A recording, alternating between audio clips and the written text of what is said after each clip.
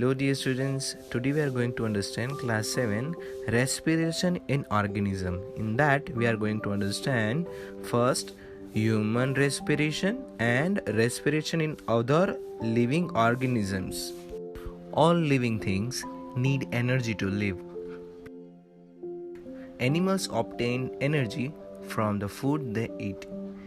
We too obtain energy from the food we eat. During digestion, carbohydrates present in the food are broken down into glucose and a kind of a sugar. Glucose is transported to every cell of body through blood. So,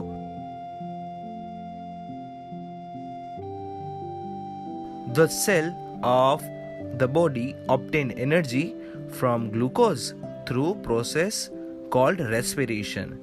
The respiratory system works with the circulatory system to deliver oxygen from the atmosphere to every cell of the body. So in a human beings, the process of respiration involves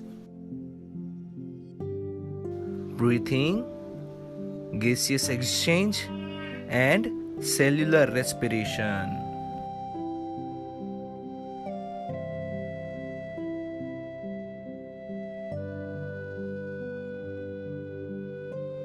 Now let's see what is breathing. जैसे कि हम सब जानते हैं, जब हम सांस अंदर लेते हैं, when we breathe in, we get oxygen, and when we breathe out, we remove carbon dioxide from our body. So ये continuous process था कि जिसमें हम क्या करते हैं, सांस को अंदर लेते हैं और सांस को बाहर छोड़ते हैं. और ये किसके कंट्रोल में होता है? ब्रेन के कंट्रोल में होता है. Breathing rate. The number of times a person breathes in a minute is called the breathing rate. A breath includes both inhalation and exhalation. The rate of breathing changes according to the requirement of oxygen by the body. We breathe heavily when we play an indoor game because the body uses more oxygen. At rest, a person breathes almost 14 to 16 times in a minute.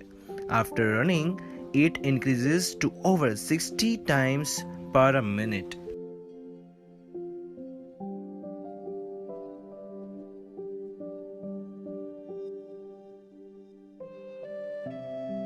Breathing and the chest cavity. Place your hand on your chest.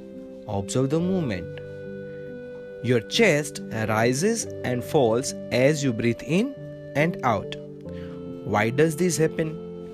Below your rib cage, there is a sheet of muscles called diaphragm. The diaphragm contracts and relaxes all the time. When the diaphragm contracts, it flattens and increases the space inside the chest cavity. This makes you breathe in and so your chest rises. When the diaphragm relaxes, it decreases the space inside the chest cavity. This makes you breathe out air and so the chest moves inward. So what is the difference between inhalation and exhalation?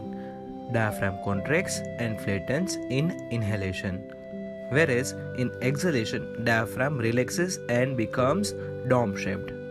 In inhalation, volume of chest cavity increases, whereas in exhalation, volume of chest cavity decreases.